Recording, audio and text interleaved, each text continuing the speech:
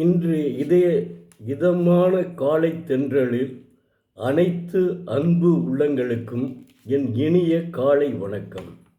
இன்று ஒரு குறள், அதிகாரம் 70, குறள் எண் 697. மன்னரை சேர்ந்து ஒழுகல். வேட்பன சொல்லி வினையில் எந்நான்றும் கேட்பினும் சொல்லாவிடல்.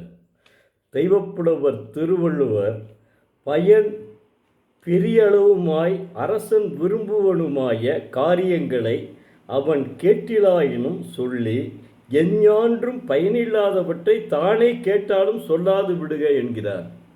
என்ன அற்புதமாக சொல்லியிருக்க. அரசனுக்கு அமைச்சர் எப்படி இருக்க வேண்டும் என்று அறிவுரை கூறியிருக்கிறார். அதாவது அரசன் விரும்புவனவும் பெரிய பயனுள்ளவையுமானவற்றை அவன் கேட்டிலாயினும் சொல்ல வேண்டும். எப்போதும் பயனில்லாதவற்றை அரசன் தானே கேட்டாலும் சொல்லாதிருக்க வேண்டும்.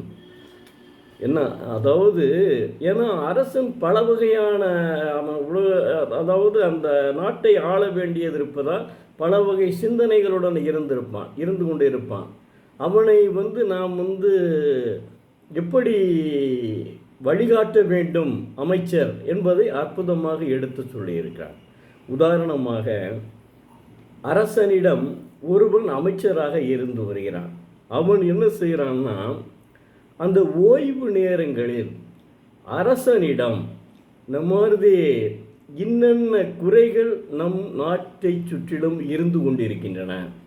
அதாவது சாலை வசதி, அடிப்படை வசதி இருக்குல்ல, அடிப்படை வசதி, சாலை வசதி, குடிநீர் வசதி, இப்படி சில நிகழ்வுகள் இந்தந்த ஏரியாவில் அந்தந்த பகுதியில் நடைபெறாமல் இருக்கின்றன என்பதை மன்னனிடம் சொல்ல வேண்டும். அப்போது மன்னன் அவன் என்ன செய்வான், குறிச்சிக்கிட்டு இதை அடுத்த தடவை நம்ம செய்யணும், அது வேண்டிய ஏற்பாடுகளை செய்வான். அப்படி செய்தால் அது மன்னனுக்கு நல்லது என்கிறார் தெய்வப்புலவர் திருவள்ளுவர். இப்போ அப்படி இல்லாமல் இன்னொன்று அவர் மேலும் என்ன சொல்கிறார் என்ற தெய்வப்புலவர் திருவள்ளுவர் என்ன சொல்கிறார்னா, எப்போது பார்த்தாலும் மன்னனே விரும்பத்தகாத செயல்களை கேட்டாலும் நீங்கள் அமைச்சர்கள் சொல்லக்கூடாது என்கிறார். இதனைத்தான் மக்களால் தேர்ந்தெடுக்கப்பட்ட மக்களாட்சி ஆண்டு வருகிறது. மக்களாட்சியில் அமைச்சர்கள் இருக்கார்கள்ல, அவங்களுக்கு இப்போ அந்தந்த துறையை ஒதுக்கி விடுவார்கள். அந்தந்த துறையில் அவர்கள் என்னென்ன குறைகள் இருக்கின்றன என்பதை முதல்வரிடமும் அந்த மத்திய அரசிடம் அந்த பிரதம மந்திரியிடமும் அந்த அமைச்சர்கள் சொல்ல வேண்டும். இந்தந்த நாட்டில் என்னென்ன குறைகள் இருக்கிறதுன்னு அவங்க சொல்லணும். இவங்க இப்போ மாநிலத்தை ஆளுகின்றார்கள் அல்லவா, அவர்களெல்லாம் என்ன செய்யணும், மாநில அமைச்சர்கள் இருக்காங்கல்ல, அவங்க துறைகளில் இப்போ எங்கள் குடிநீர் வடிகால் வாரியம் என்று இருக்குது வைத்துக்கொள்வோம். அதில் இப்போ எங்கள் குடிநீர் வடிகால் வாரியம் அரசுக்கு கிட்டத்தட்ட நெருங்கியது தான். அரசுக்கு என்னென்ன கொடுக்கிறார்களோ அதையெல்லாம் குடிநீர் வடிகால் வாரியத்திற்கும் கொடுத்தாக வேண்டும். அதே மாதிரி மதுரை சென்னை பெருநகர வாரியத்திற்கு கொடுத்து வருகிறார்கள், குடிசை மாற்று வாரியத்திற்கு கொடுத்து வருகிறார்கள். எங்கள் தமிழ்நாடு குடிநீர் வடிகால் வாரியத்துக்கும் அதே மாதிரி தான் கொடுத்து வருகிறார்கள். எப்படின்னா, என்னென்ன அவங்க அரசாங்கத்துக்கு என்ன எப்போது சேலரி, அதாவது சம்பளம் கூடுகிறதோ அப்போதெல்லாம் தமிழ்நாடு குடிநீர் வடிகால் வாரியத்துக்கும் பொருந்தும். அதே போல் அகவிலைப்படி உயர்கிறதுல டியர்னஸ் அலவுன்ஸ், அது உயர்கிறதுல due to escalation of price the DA has been increased. அதாவது எதுக்காக உயர்கிறது, அந்த அகவிலைப்படி விலைவாசி உயர்வதால் அகவிலைப்படி உயர்த்தப்படுகிறது. அது என்ன செஞ்சுங்க, மத்திய அரசு 6 மாதத்துக்கு ஒருக்க, அதை மாநில அரசும் 6 மாதத்துக்கு ஒருக்க எடுத்துக்கிறாங்க. இப்போ எங்களுக்கு தனியாக இதுவரை சரியாக இருந்து கொண்டிருந்தது. இந்த ஒரு 3 ஆண்டுகளாக என்ன செய்கிறாங்கன்னா, அவங்க இப்போ அந்த நிதித்துறையில இருந்து வந்து இங்கே வந்துடுது. வந்தவுடன் இவர் என்ன செய்கிறாங்கன்னா, நீதித்துறை என்ன செய்யணும்னா, என்ன நாங்கள் ஆணையிட்டோமோ அந்த துறை அந்த தேதியிலிருந்து கொடுங்கன்னு சொல்லிடுறாங்க. அதனால் இங்கே உள்ள மேலாண்மை இயக்குனர் இருக்கார், எம்டி மேனேஜிங் டைரக்டர், ஒரு ஐஏஎஸ் ஆஃபீஸர், அவர் என்ன செஞ்சார், நமக்கு என்னமோ இது வந்துருமோ அப்படின்னு சொல்லிட்டு அவர் என்ன செஞ்சார், என்ன ஆணையிட்ட தேதியிலிருந்து கொடுக்குறாரு. அப்போ என்ன, கவர்மெண்ட்டுக்கும் எங்களுக்கும் அரசுக்கும் தமிழ்நாடு குடிநீர் வடிகால் வாரியத்துக்கும் கிட்டத்தட்ட 3-4 மாதங்கள் வித்தியாசம் வருகிறது. அது தொடர்ந்து வருகிறது. இதை என்ன செய்யணும்னா, இந்த துறையில் பார்க்கக்கூடிய அமைச்சர் இருக்கார்ல, அவர் வந்து என்ன செய்யணும்னா, அவங்க முதலமைச்சரிடம் எடுத்து சொல்ல வேண்டும். இப்படி இருக்கிறது என்பதை எடுத்து சொன்னால் நிச்சயமாக தமிழக முதல்வர் செய்வாருங்க. எத்தனையோ உதவிகள் செஞ்சிட்டு இருக்காரு. தமிழகம் வந்து பொற்காலமாக திகழ்ந்து கொண்டு இருக்கின்றதுங்க. இந்த நேரத்தில் வந்து தமிழகத்தில் வந்து அதை அவர் எடுத்து சொல்லியிருந்தால் கண்டிப்பாக செய்து முடிப்பார்கள். அதில் ஒன்றும் மாற்றமே கிடையாது. ஏன்னா அரசு வேறு அடுத்த 2024 தேர்தல் வேறு வரப்போகுது. இவங்கெல்லாம் வெறுப்புக்கு ஆளாகிடக்கூடாதுல்ல. அதனால என்ன செய்யணும்னா, அந்த அமைச்சர், அந்த துறையினுடைய தமிழ்நாடு குடிநீர் வடிகால் வாரியத்தினுடைய துறையினுடைய அமைச்சர் முதலமைச்சரிடம் இந்தந்த குறைகள் இருக்கின்றன அப்படி சொன்னால் உடனே தமிழக முதல்வர் செய்யாமல் இருக்க மாட்டார், நிச்சயமாக இருக்க மாட்டார். ஏகப்பட்ட இதை செஞ்சிட்டு இருக்காருங்க அவர். அது வந்து மக்களே பாராட்டுறாங்க. மக்கள் என்ன, தமிழக மக்கள் என்ன, இந்தியாவிலேயே முதலிடம் வகிக்கிறது நம்ம மாநிலம், தமிழக மாநிலம். அப்படி இருக்கும்போது அவர் ஏன் அதை செய்ய மாட்டார்? அதனால் அந்த துறையினுடைய அமைச்சர் அதை எடுத்து சொல்ல வேண்டும். இதனைத்தான் தெய்வப்புலவர் உணர்த்துகிறார். இப்போ தெரிஞ்சுக்கிட்டீங்கன்னா தெய்வப்புலவர் என்னென்ன சொல்கிறார். சில பேர் சொல்கிறாங்க, ஒரு ஆள், அதாவது ஒருத்தர் வந்து குரலை மனப்பாடம் பண்ணி சொல்கிறதுனால ஒன்றும் இல்லைங்க, பட் அது என்னன்றதை எடுத்து சொல்ல வேண்டும். இப்போ தமிழ்நாடு குடிநீர் வடிகால் வாரிய ஊழியர்களுக்கு நமக்கு வந்து டியர்னஸ் அலவன்ஸு, அவங்களுக்கு அரசாங்க உதவியாளர், அரசாங்க அலுவலர்களுக்கு என்ன கொடுக்கணுமோ அந்த தேதியில் நமக்கும் கொடுக்கணும். அது மாறுபட்டு இருக்கிறது. இதைத்தான் தெய்வப்புலவர் எடுத்துரைக்கிறார். அதைத்தான் தெய்வப்புலவர் அரசனுக்கு சொல்கிறாரு. இப்போ மக்களாட்சி நடந்துகிட்டு இருக்குது. மக்களாட்சிக்கு அந்த கன்சன்ட் அந்த துறையினுடைய அமைச்சர் சொல்லணும்ல, அதைத்தான் சொல்கிறார், வேற ஒன்றும் இல்லைங்க. தமிழகம் வந்து இன்றைக்கி முன்னோடி மாநிலமாக இருக்கிறது. அதை யாராலும் மறுக்க முடியாது. இது வந்து தமிழக முதல்வருடைய நாலேஜுக்கு எட்டவில்லை. அதனால்தான் இந்த நிலைமை. அதை அனைமாக சரிபட்டு வந்துடும் நினைக்கிறேன். ஏன்னா இப்போ இப்படி நமக்குன்னு ஒரு சங்கம் இருக்குது. அவங்க எடுத்து சொன்னால் கண்டிப்பாக அவங்க எடுத்து சொல்லிட்டு தான் இருக்காங்க. அவங்களுக்கு வந்து குறையே சொல்ல முடியாது. அவங்க எடுத்து சொல்லிகிட்டே தான் இருக்காங்க, அடிக்கடி பார்த்து சொல்லிட்டு இருக்காங்க. ஆனால் அதை அவருடைய நாலேஜுக்கு இன்னும் போகலை, தமிழக முதல்வரின் நாலேஜுக்கு இன்னும் போகவில்லை. அப்படி சென்றால் நிச்சயமாக நாமும் அரசு ஊழியர்களுக்கு இணையாக டிஏ வாங்குவோம். ஏன்னா டிஏ வந்து அதாவது நகரா, டிஎஸ் நகரா என்பவர் தாங்க இந்த மத்திய அரசில் இந்த டியர்னஸ் அலவன்ஸையே கொண்டு வந்தாருங்க. அது வந்து கோர்ட்டுக்கெல்லாம் போய் நீதிமன்றத்துக்கு சென்று தீர்ப்பு வாங்கி டிஎஸ் நகரா தான் ஓய்வூதியர்களினுடைய தந்தை என்று போற்றப்படுபவர். அது மறுக்க முடியாத உண்மைங்க. அந்த டிஎஸ் நகரா அவர் இல்லைன்னா இப்போ நம்மெல்லாம் வேலை பார்த்தோம். நம்மளுக்கு 58 வயசு வரை நான் ரிட்டையர் ஆகி நான் பணி ஓய்வு பெறும்போது 58 வயசு. அதுக்கு பின்னாடி நான் வாழ வேண்டும் என்றால் நான் எப்படி அந்த இதிலேயே கரெக்டாக சரியாக இருக்கும் அந்த சம்பளத்திற்கும் அவர் கொடுக்கக்கூடிய சம்பளத்திற்கும் என்னுடைய வீட்டில் உள்ள என்னுடைய மகனை படிக்க வைக்க வேண்டும், 2 மகன்களை, வீட்டு அப்பா அம்மாவை பார்க்க வேண்டும், எல்லாம் இந்த சம்பளத்தில் இருக்க வேண்டியது இருப்பதால் நான் அப்படித்தான் கவனிக்க முடியும். அதற்கு மேல் என்னால் இன்னும் சேமித்து வைக்க முடியுமா? முடியாது. அப்போ நான் என்ன செய்ய வேண்டும்? அப்போ ஓய்வூதியம் கொடுத்தா அதை பயன்படுத்தி நான் வாழ முடியும், என்னுடைய வாழ்க்கை தரத்தை வைத்து முடியும். இப்போ என்னுடைய பையனை கேட்டால் அவன் என்ன செய்வான், அவன் பையங்களுக்கு நான் பார்த்துட்ருக்கப்பா அப்படி தான் அவன்கிட்ட கேட்க முடியுமா? கேட்க முடியாது. அதனால தான் சொல்கிறேன். அதனால் டியர்னஸ் அலவன்ஸ் என்பது என்னன்னா அதாவது அகவிலைப்படி அப்படின்னு என்னன்னா, விலைவாசி உயர்வுக்கு ஏற்றவாறு. இப்போ 6 மாதத்துக்கு முன்னாடி என்ன விலை இருக்குதோ அது இப்போ இருக்கா? இல்லை இல்லை, கூடியிருதில்ல. இந்த ப்ரைஸ் எஸ்கலேஷன் ஆஃப் ப்ரைஸ் எஸ்டிமேட்டையே நம்ம ரிவைஸ் பண்ணுறோம்ல. Due to price escalation estimated is to be revised.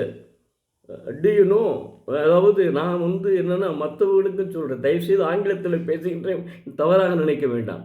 மற்றவர்களும் தெரிந்து கொள்ள வேண்டும். அதாவது வரி அதாவது விலைவாசி கூடுகின்றது. அதற்கு தக்கவாறு தான் இந்த டியர்னஸ் அகவிலைப்படி உயர்த்தப்படுகிறது. அது எப்படி அரசு ஊழியர்களுக்கு ஒன்றும் தமிழ்நாடு குடிநீர் வடிகால் வாரியத்துக்கு ஒன்றுமா இருக்க முடியும்? சிந்திச்சு பாருங்கள். அது இருக்கவே முடியாதுங்க. அது அவருடைய நாலேஜுக்கு போகல. நம்ம தலைவர் இருக்கார், நம்முடைய முதல்வருடைய நாலேஜுக்கு போகல. முதல்வர் நாலேஜுக்கு போயிருந்தால் நிச்சயமாக இது நடைபெறவே இருக்காது. இது கண்டிப்பாக கரெக்டாக சரியாக கொடுத்துக்கிட்டே இருப்பார். ஏன்னா தமிழகம் தான் இன்றைக்கி முன்னோடி மாநிலமாக இருக்கிறவங்க. எந்த மாநிலம் இந்த அளவுக்கு இல்லைங்க. அதை நீங்கள் தெரிஞ்சுக்கிறீங்க. அதுக்காக சொல்கிறேன். நன்றி, வணக்கம். நாளை மீண்டும் பார்ப்போம். அடுத்து ஒரு குறளையும் பார்ப்போம். அதாவது, வருமுன்னர் காவாதான் வாழ்க்கை எரிமுன்னர் வைத்தால் போல கெடும். அதாவது தங்களுடைய குற்றத்தை வருமுன்னர் காத்துக்கொள்பவன் வருமுன்னர் காத்துக்கொள்ளாதவனுடைய வாழ்க்கை அந்த எரிகிற நெருப்பிற்கு முன் வைக்கோல் போலை வைத்தது போல வழிந்து விடும் சொல்கிறார். இதற்கு சரியான உதாரணம் கோவலனும் கண்ணகியும் தான். அதாவது கோவலன் கண்ணகியும் தான் இதுக்கு சரியான உதாரணம். அதாவது மாதவி கோவலனும் கண்ணகியும் நன்றாகத்தான் வாழ்ந்து வருகிறார்கள். எந்த விதமான ஐயப்பாடும் இல்லை. அந்த அளவுக்கு அவர்களுடைய திருமண வாழ்க்கை அற்புதமாக இருந்தது என்று கோவலன் படைத்துள்ளார். இளங்கோவடிகள் படைத்துள்ளார். இளங்கோவடிகள் படைத்ததை அப்படியே பெரிய அந்த சிலப்பதிகாரத்தை இரண்டு நாட்களுக்கு முன்னாடி எங்களுடைய நகைச்சுவை மன்ற தலைவர் முனைவர் கலைமாமணி தமிழ் இலக்கிய வேல் என்ற பட்டங்களை உடைய அவர் அப்படியே மனனம் செய்து அப்படியே சிலப்பதிகாரத்தையே ஒப்பிச்சுட்டாருங்க. எனக்கு அப்படியே ஸ்டன் ஆகிட்டேன். நான் அதை எல்லாத்துக்கும் அனுப்பிச்சிருக்கேன். நம்ம குரூப்பில் எல்லாத்துக்கும் அனுப்பிச்சிருக்கேன். பாருங்கள் அதை கொஞ்சம், ஏன்னா நிறையா இருக்கே, நீங்கள் நினச்சிட்டு போய் அதை கொஞ்சம் படித்து பார்த்தீங்கன்னா உங்களுக்கே இன்ட்ரெஸ்ட் இருக்கும். ரொம்ப அதை கேட்டு மகிழலாம். அந்த அளவுக்கு நான் சொல்ல முடியாதுங்க. தயவுசெய்து கோவலனும் கண்ணகியும் நன்றாகத்தான் வாழ்ந்து வருகிறார்கள். அவர்கள் என்ன செய்கிறார்கள்? அதில் ஒரு தடவை மாதவியை கோவலன் பார்த்து விடுகிறான். மாதவியினுடைய அழகிலே அவன் மயங்கி மாதவியிடம் போய் அவன் தன்னுடைய பொருள்களையெல்லாம் அழிந்து போகுமாறு அவனிடமே இருந்து விடுகிறான். அவன் கண்ணகியை விட்டு பிரிஞ்சு போயிடுறான்.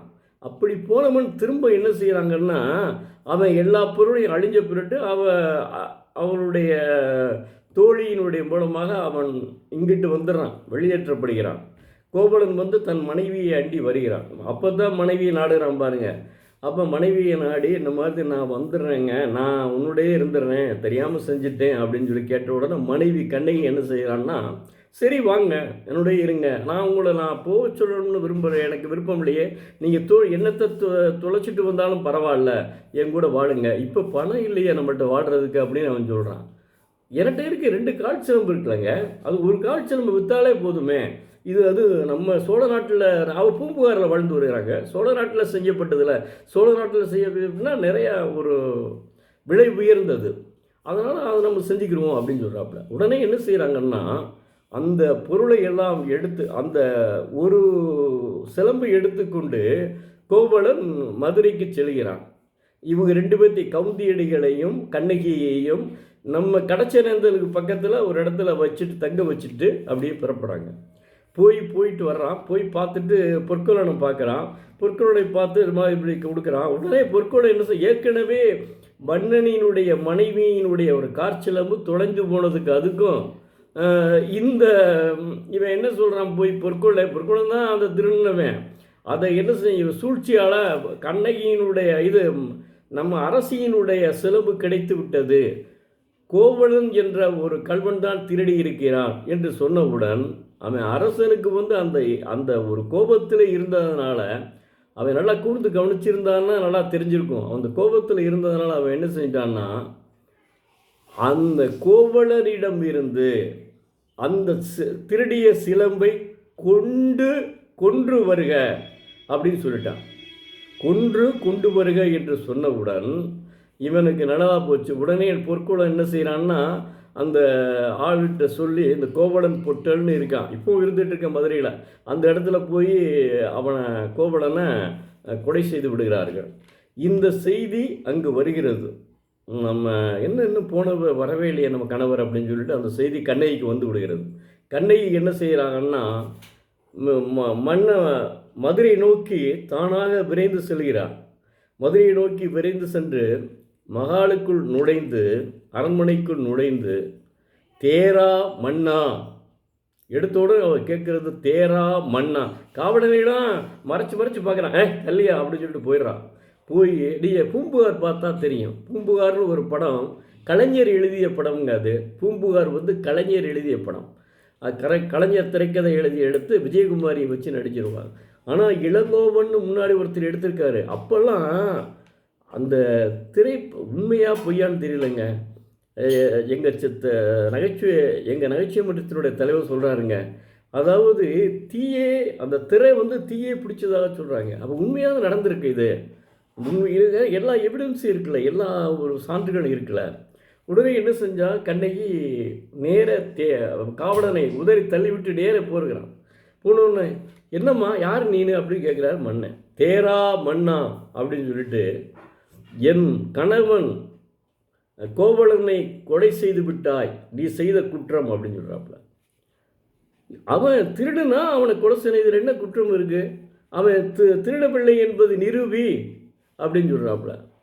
இந்த ஒற்றை கால்சிலம்பு நான் வச்சிருக்கிறேன், ஒரு கால்சிலம்பு தான் கொடுத்து வந்தேன், இதில் என்ன பரவல்கள் இருக்குன்னு அதை உடைக்கிறான். உடைச்ச உடனே மன்னன் பார்த்த உடனே, ஆகா, நம்முடைய மனைவியினுடைய அரசியினுடைய கால்சிலம்புக்கும் இந்த கால்சிலம்புக்கும் வித்தியாசம் இருக்கிறதே என்று நினைத்து அவன் மன்னன் அப்படியே மயங்கி வீழ்ந்து அங்கேயே, பாண்டிய மன்னன் மயங்கி வீழ்ந்து அங்கேயே உயிர் துறக்கிறான்.